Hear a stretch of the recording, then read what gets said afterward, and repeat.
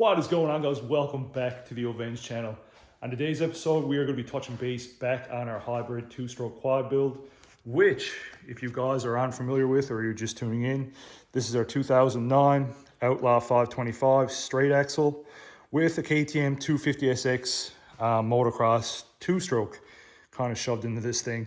So as you can see, I've kind of put a push on this thing. Unfortunately, with work life, with my small business on the side, it's the season that I'm not getting a whole lot of time to film for YouTube, unfortunately, which is something that I really enjoy doing. Quite a bit of a push on this from the last time you guys have seen it. I've wrapped it because you should always wrap or paint your project halfway through for some reason. Just to touch on the wrap a little bit, this is from a guy, Leif Alverson. Let's see if I can get his logo there. Every recreation vehicle that I've ever had, I've always ran his wraps. To get away from that a bit, I do have the cooling system put in. All that is routed, or routed. The exhaust essentially is 98% complete. We have everything kind of mocked up. Everything got springs on it. Anything that needed to be TIG welded is TIG welded. I do have one leak right here, as you can see. Essentially, I'm going to have to put springs or probably an O-ring, even probably some high temp gasket would probably fix that. To touch base on our kickstart a bit, this is what I kind of came up for with our kickstart. This is made out of, I believe, 3/8, I believe that is, sheet steel. I kind of came out here and I mapped around here with the CAD. I then cut it out of sheet steel, like you said. And we do have just enough clearance to get this thing to kick over. So with that being said, that's kind of in the R&D phase. It doesn't look the best right now because we just have this bolt and washer kind of holding everything together. But once again, we are kind of in an R&D phase with this whole quad. But today's video, I'm actually going to load this thing up in back of the truck. We're going to go to a dirt road and we're going to do some like testing and tuning and see what it's all about. I have had this thing out just a little bit, and it's pretty much a ripper, but there's still some little quirks and stuff that we're going to try to iron out. The one thing that we do have to realize is that I am only running a pod filter, and this pipe I fabricated myself. It is utilizing the factory KTM exhaust chamber, but once again, I fabbed that up. This could be more so of a mid-range pipe. It could be more of a high top-end pipe. Not really sure, so that's something we are going to have to tune in for sure. But for the most part, I think we are kind of getting to the end of this project. So another thing I'll touch on really quick is the gearing on this bike, because when I first had this bike, it had the 525 rear sprocket, which was a 38 tooth. I found that thing really, really tall for this 250SX. So we changed it to a 42 tooth and 14 up front. So the rule of thumb is essentially that if you go down one tooth on your front sprocket up front, it's essentially 2 to 3 teeth on the rear. That's kind of a general rule of thumb of that. But the issue with our setup is I'm really tight right here on our swing arm protection. So I figured if I would have went smaller again, it would have gave me more of a weird angle there. Now the reason it's kind of like this is that I was able to utilize our swing arm mount. But this engine, before I took it out of the dirt bike frame, I actually put an angle finder on that to give it the exact same angle. It may look like it's tipped ahead a bit, but that's the exact angle that was in the dirt bike frame. Upon further inspection, I could have probably clocked that engine just a little bit to give me a little bit more clearance there. But at the time, I didn't really know any better. So that's why it's like that. It is rubbing a little bit there, but once you put some weight on the suspension, it doesn't rub really bad at all. But that 42, if anyone is wondering, anybody wants to do a similar build, I really recommend the 42 back and a 14 front, or at least go one tooth down, 13. But the 38 was way too tall for this, I believe. So guys, one thing that I always wanted to know with this, it was the weight. The whole premise behind this build was essentially get the lightest weight quad we could get, kind of get down there with a 250R, TRX 250R. In the previous video, I stated that TRX 250Rs is cool and sought after as they are. They're kind of out of my budget. So that was kind of the whole premise of building a low budget, kind of a 250R inspired bike, even though it's Polaris and KTM, but you get where I'm going with this. So I picked up this crane scale off of Slamazon, and literally just put batteries into it. So I don't know how much this weighs. We're going to find out together. So we're going to turn this on. All right, so we're at 0 kgs right now. 2.20. Okay. 0 to 0. All right. So let's come up on this.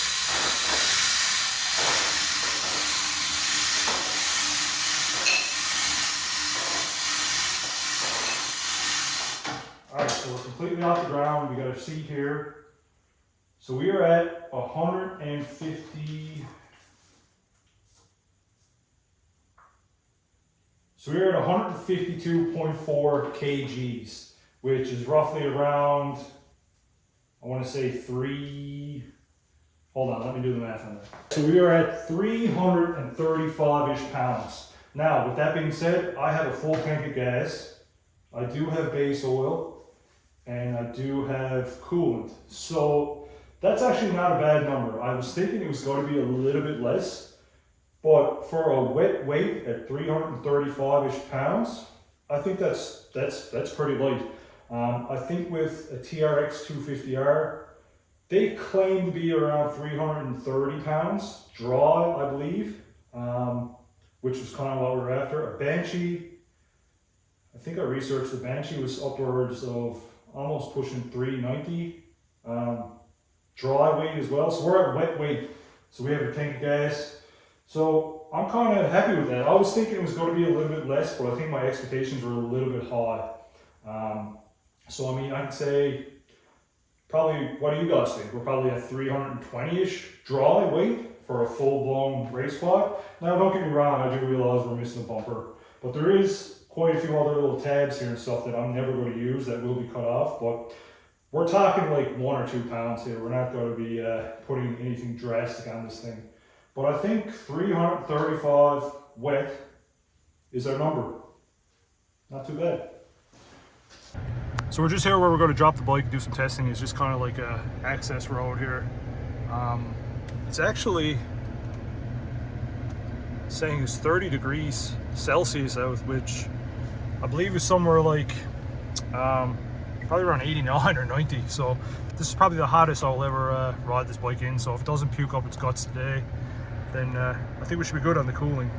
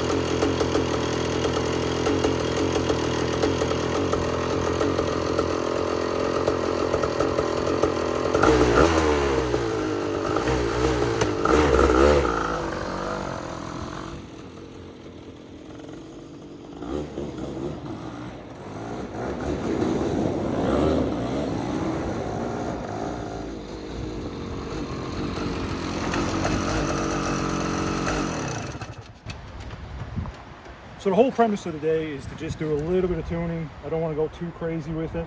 I'm going to stay fairly close to the pickup just in case something does happen. It's not going to have to walk 10 miles to go get the bike.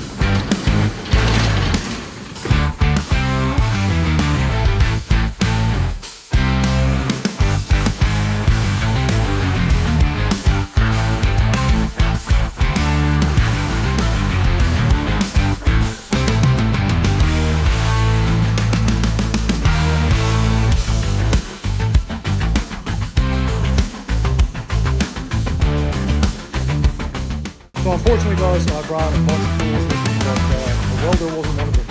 So essentially what happened was I have this tag here. I just had it tacked for Mako. Unfortunately it vibrated loose. So what I've done, I welded that out solid.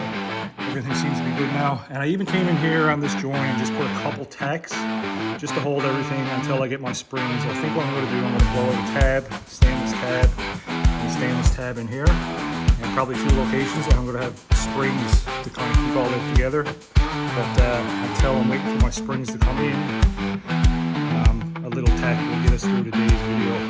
But I guess we'll get the load up again and load that up.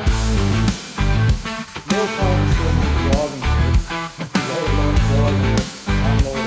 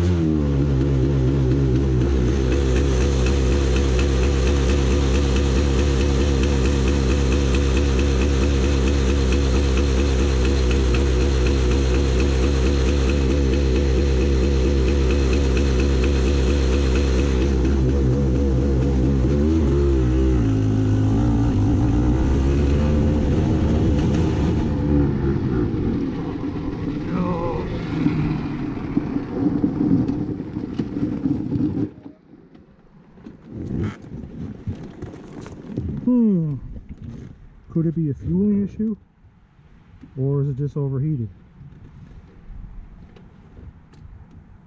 It's kind of hot on that side. Well, it was going good until it wasn't going good. You got gas, fuel. It seemed like it was dieseling or something there. I wonder if it just got really hot.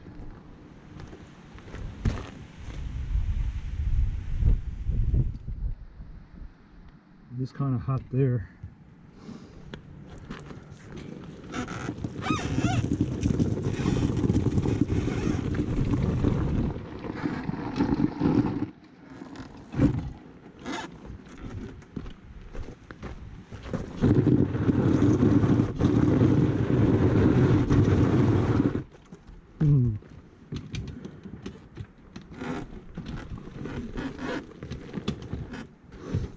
Just want to make sure it's not like locked up. I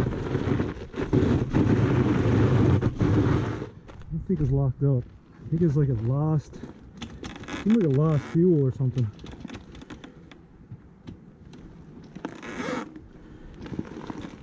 Definitely seems hot on that red right here. It's very hot. Got a funny feeling it overheated. I mean, it definitely felt hotter. Ooh, like that side is the hot side. Pipe's hot.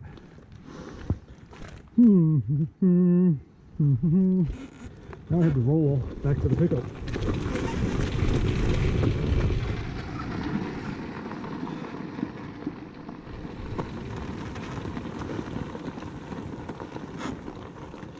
Guess it would never start again. Yeah, like it's not. Still feels good on the kick, but I wonder if it ran out of fuel or something.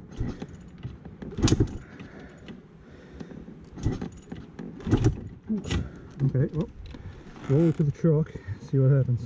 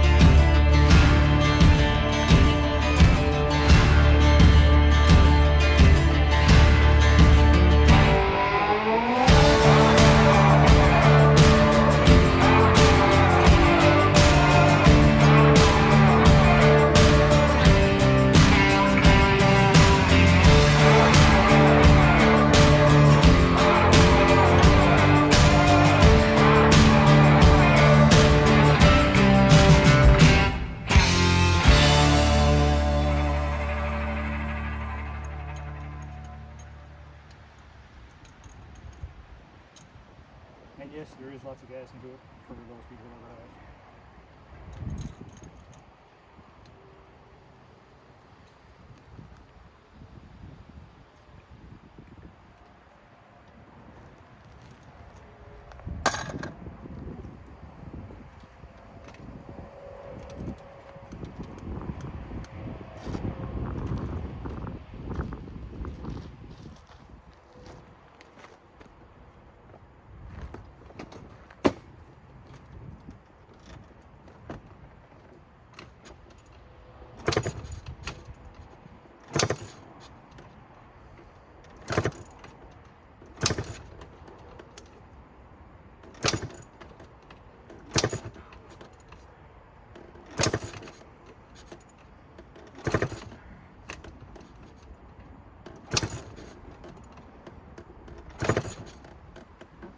Alright, back to the shop. Alright, so she still runs. I don't know.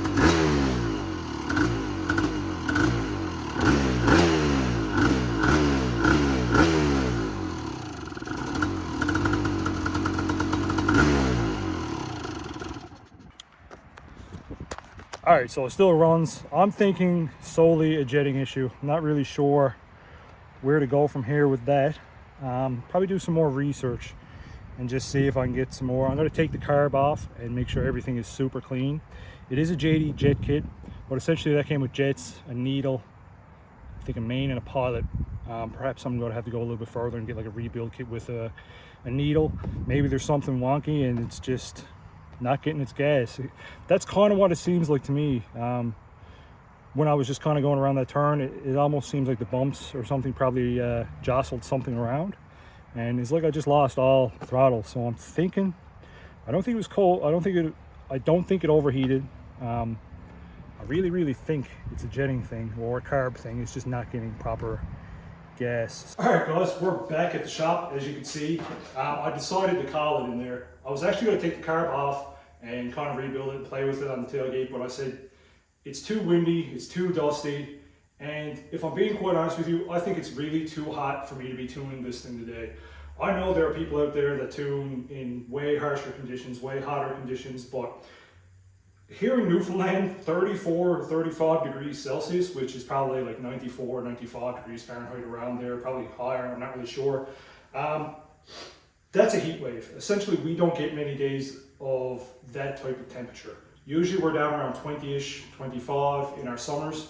So if I'm going to be tuning this today on a day that's so hot, I don't know how my pipe is making that engine respond. I don't know if my cooling system is adequate for this temperature. I don't know how the pod filter is making out. It's a fresh engine, and if I have a lean condition along with an overheating condition, I can melt that thing down. And like I've said to you guys quite a few other times in other videos, if you have watched them, I'm not a mechanic. Everything here is kind of self-taught. Usually you'll kind of watch my channel to make sure you don't do what I do if you don't want expensive mistakes. So with all that being said, I think what we're going to do, we're going to take that carb off. I'm going to see if there is anything, if anything, whether it be dirt or a rubber gasket or something probably failed. It could be a whole plethora of things. That motor is 24 years old. The carb is 24 years old. As I did kind of replace everything, it's fresh. Who knows, I could have missed something. So let's dive into this and see if I can get that carb off, see if we can find any dirt in that.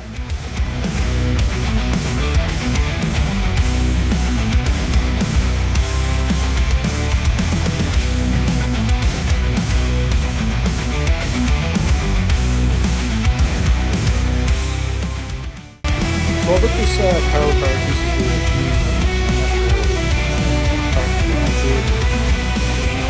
But anyway, as you can see, these are floats. They're kind of hung open there now, and they fluctuate where this goes on the other arm, slow on the Carburetor. As you can see, ours are kind of sticky. So there is a proper way and an improper way to do this, but it seems to me this one is very sticky. There are technical specifications on how to set those float hole levels. There's a lot of manufacturers that actually have spec sheets on how to properly set these up. Usually you come to this carb base here, probably to your line, and they'll give you a millimeter to go by, millimeter measurement to go by. This one here, when I've done a little bit of research, it said make sure that that plastic line around the float hole and carb body are supposed to be, which they're not really on this one. But it also seems to me that they are a bit sticky as well, see that? Now, I think I'm going to do a little more research and see that tang inside is definitely pretty drastic. It's kind of hard to put together. There is a little tang.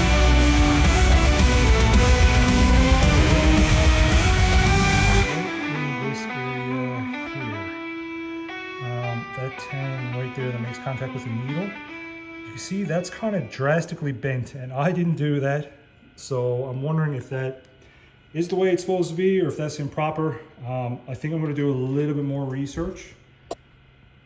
Zoom you guys out here. So I think I'm going to do a bit more research on that, see if I can find some schematics, and we're going to go from there. That's where I'm going to start right now. Because that could be starving us for fuel or it could be flooding us for fuel. But usually if it's a flood condition, it will come out of the overflow. And I never seen any fuel coming out of the overflow of this. So it also makes me believe that it's probably not getting enough fuel. which would in turn cause a lean condition as well, I assume. So it's actually a few weeks later, and I had to order some parts for this thing because I just wasn't happy with the parts that we had on this bike, especially where this bike is 24 years old. Well, the engine is 24 years old. I'm not sure if these parts have ever been replaced, but I think they needed to be. Let's first and foremost start off with our reeds. Now this is our factory reed cage, factory reeds. I'm not sure if this was ever replaced. Once again, 24 years old. I would hope they were replaced somewhere along the line. What a lot of people don't realize about reeds is actually that if you have anything two-stroke marine, whether it's snowmobile, whether it's dirt bikes, quads, etc., if it's two-stroke, essentially there's a good chance you're going to have reeds. They come in a few different variations. I believe there's a stainless steel reed, fiberglass, and carbon woven. Now, this reed cage right here in reeds out of this motor actually isn't the worst thing I've ever seen, but I'm going to zoom you in here and we can have a quick look together and just see what your guys' opinion are on this thing. So I'm hoping the camera kind of zooms in here, guys, and kind of show you what I'm talking about. As you can see right here in these reed pedals, especially in our corners, they're actually flattened out and kind of gone super brittle. Now, they still do have quite a bit of tension, and they seal really good along here, and that is exactly what you're looking for. You will get a little bit of light here on the side, but essentially when it comes under cylinder pressure, that kind of closes up. But for the most part, these reeds aren't the worst I've ever seen. I just didn't like the corners. Each pedal on this whole reed cage setup is actually flattened out like that. If I can get you in a little bit closer, you can see that each corner has some dirt, or I'm not sure if that's burnt oil or burnt residue, but every corner on this thing is like that, which kind of leads me to believe that it was leaking in the corners somehow, some way. But as you can see, every one of these things are kind of flattened out. So I've actually decided to replace this whole system, our whole factory system, with the Moto Tassinari. These are V-Force 3s. Apparently you can't get the V-Force 4s for this type of bike. I could be wrong on that, someone else could chime in. But the great thing with this, it came with 2 new gaskets, which I never did have with this. I'm not sure if that was something separate that I was supposed to order when we done the cases on this bike, but never ordered those. But now I got new gaskets, so that's great. That may take up an ear leak or something like that. As you can see with the V-Force 3s, of course they are carbon woven again, They are sitting way tighter than this. There's no chips, there's no brakes. So we're going to throw that in. Now let's jump over to the carburetor, and I'll tell you why I bought a new carburetor. Now I went ahead and purchased a new Nibby carburetor. The factory ones on these bikes are the Kian PW38, which is what we replaced it with. As you can see, it's very, very similar. It's essentially the exact same carb. It comes with a jetting schematic as well, which is really nice to have. Came with a few extra jets as well. Now the PWK38, they're actually utilized on a whole plethora of bikes. You can get these for 4 strokes, 2 strokes. But I decided to go with the Nibby, which is a little bit more money. You can go super cheap Slamazon stuff and get these pretty much for like $80 right now with no brand name. But the Nibbys seem to have really great reviews, and I just decided to splurge a little bit and get that. Now, the one key feature we are going to be missing here, unfortunately, is this sensor. Now, from my research, and once again, if someone is watching this and they know exactly what that's for, definitely chime in below and let me know and educate me. But from my research, this is just a magnetic solenoid. So essentially what happens is when this bike redlines or peaks at 8,400 RPM, this will come in and either open a valve or close. I'm not really super clear on that. And I believe it's something to do with when it hits 8,400 RPM, it doesn't kind of over rev and kind of kill itself. So it probably kind of closes at that and probably cuts off all fueling to our motor. So I'm going to delete that for now and see if that is going to be an issue. It's something that's going to be in the back of my mind. I'm not going to throw this out. This is definitely going to stay on the shelf for now, but we are going to try to utilize this one. The only thing I can see right now is that magnetic valve, and I don't think it's going to be an issue. I just kind of have to keep it in my mind not to keep this thing on the limiter all the time. But let's kind of dive in a little bit, and I'll show you why I decided to get a whole brand new carburetor for this thing. And it kind of has to do with underneath our float bowl here. It's right under here. I'll see if I can get you guys in close as well. But the problem arises essentially right here. Hopefully you guys can see that. That is insanely, I want to call it walloped out, and it's very loose. And this pin holds everything for your needle and your valve seat. And you can see just how loose everything is. And I'm thinking, well, I'm not worried that that pin is going to fall out, because just the way the float bowl case is kind of engineered, it can't go anywhere while it's in there. But essentially what's happening is that I'm kind of nervous of that bonding, just by how loose everything is, just by how free that pin is in there, in this little ear itself. If the camera would focus, it would be great. You can kind of see it there in that shot. See how loose and free everything is. So I'm thinking, as this is going over bumps, as you're kind of rodding this thing hard, is this float bowl kind of getting caught, kind of getting cocked off to the side? Not really sure. So this is the whole reason I decided to go with the new carburetor. Let me just zoom in on that one. So as you can see here on our floats on our brand new carburetor, focus. You can see everything is quite a bit tighter. It's essentially a new carb. I mean, once again, 24-year-olds versus brand new. It's kind of going to be quite a little bit nicer, a little bit tighter. So I'm thinking, as the old one, especially if we were rodding that thing hard and it was kind of chattering over bumps, was that thing cutting off fuel? Your float bowl plays a huge role in your carburetor, and if that's bonding and twisting and kind of getting jammed, are we creating a lean condition? Are we starving the bike? Are we starving that engine of fuel? May not be as big of an issue as I probably am overthinking it in my head, but we're going to try this brand new carb, and we're going to go from there and just see if that does anything at all. So ever since we rebuilt this motor, I've been using a JD jet kit, just for the simple fact that I've used JD jetting in quite a few bikes over the years, and I've never had any issue whatsoever. Everything's labeled insanely detailed, and it kind of breaks it down to give you some information exactly what's going on there. So one symptom of bad reads is essentially low power down low, which I have. Very smoky condition, which almost leads you to believe that it's a rich condition and it's very hard to tune in, which I have. So essentially what I'm going to end up doing here now is taking all the JD jetting out of this old carb that we have here. I'm glad that's the old carb. And we're going to be putting that in the new carb.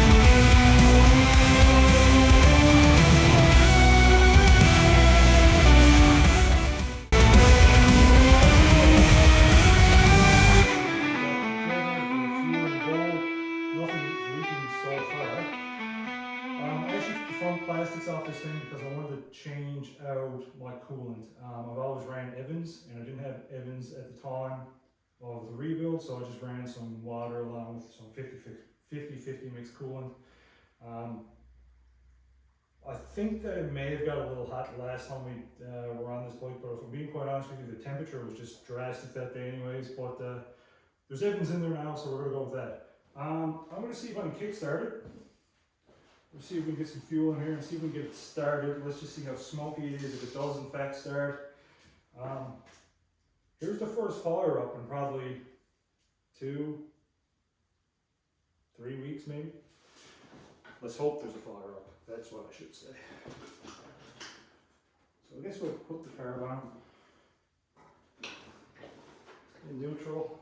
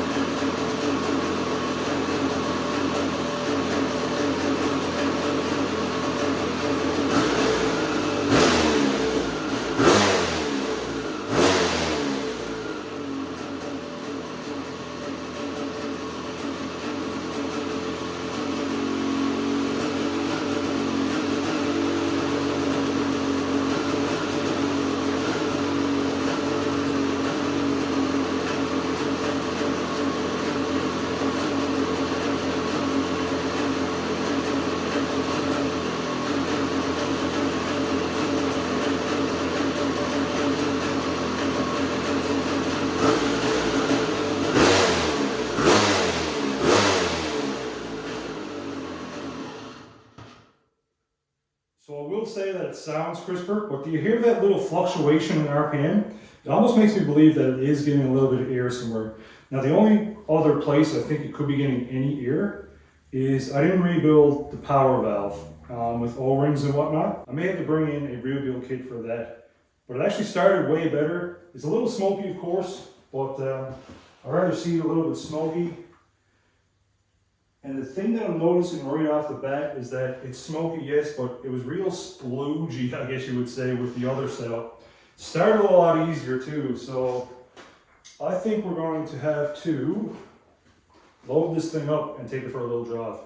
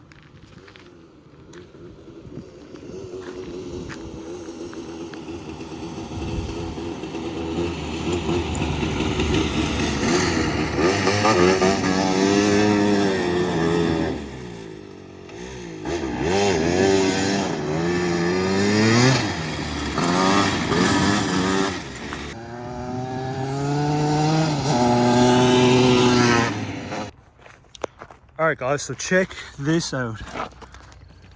Seem to have lost a head bolt. I don't know if that's stripped out or if it, I'm not really sure on that one. But I was noticing some oil residue and gas residue. Turns out we have a head bolt issue.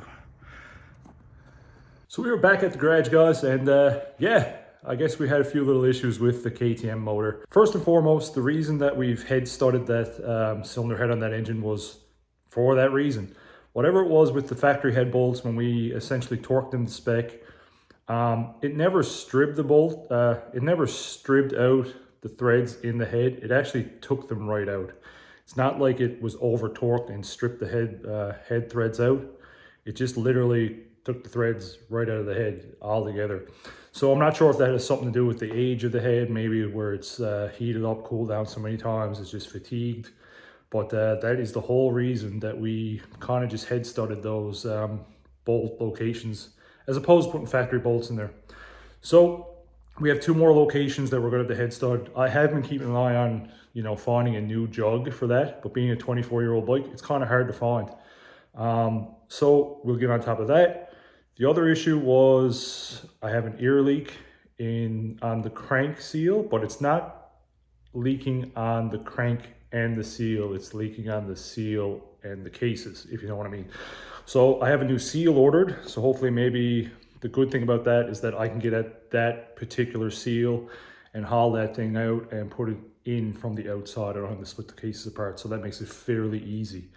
On top of that as well, I do have new seals on order from Slavin's Racing. That goes on the exhaust valve side of things. Now, I think that's more for coolant sealing, so I don't think that's going to be an ear leak. Now, I could be wrong on that. Someone could definitely comment below and definitely educate me on that, because, once again, totally new to this. On top of all that, I must say that I am pretty happy with how that is performing. I mean, this is why we do these mock-ups, these initial tests, just to get this stuff out of the way, because it's bound to happen. But I think the whole issue with that is just, it needs a few more tweaks. It needs a little bit more ride time. As for jetting, I'm going to wait in the future because if I have an air leak on my crank and I'm trying to tune it in for that, it's not the right way to do it. So I think I'm just going to wait until I have everything kind of perfectly set up, perfectly in line, and then we're going to do jetting again. Now, as for the pipe, it seems to be working great so far. First, second, third. It just hauls. It's a really snappy bike. It starts super easy. It doesn't seem like it's overheating at all. It seems happy in those gears. Fourth and fifth, it doesn't seem to have enough power. I don't know if it's a jetting issue. I don't know if it's a gearing issue. Maybe the pipe is robbing a lot of horsepower.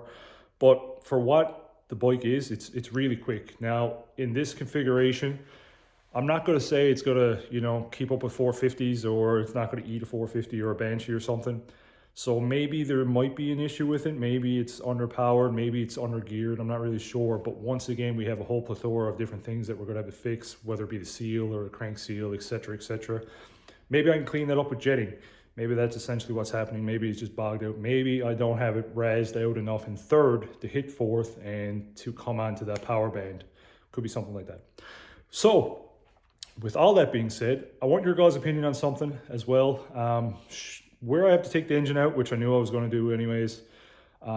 Should we go ahead and just blast that thing and get it powder coated, or should we just keep it in raw form and just send it the way it is, keep it as kind of like a rat rodish bike, ride the wheels off it, and whatever happens happens? Or should we just go that extra step, get it blasted, powder coated here in our oven, and make it a nice bike? I kind of like it the way it is. I kind of like just jump on it and go, and if you roll it down over a bank or something, who gives a shit? But with all that being said, hopefully I hit all the information on that thing.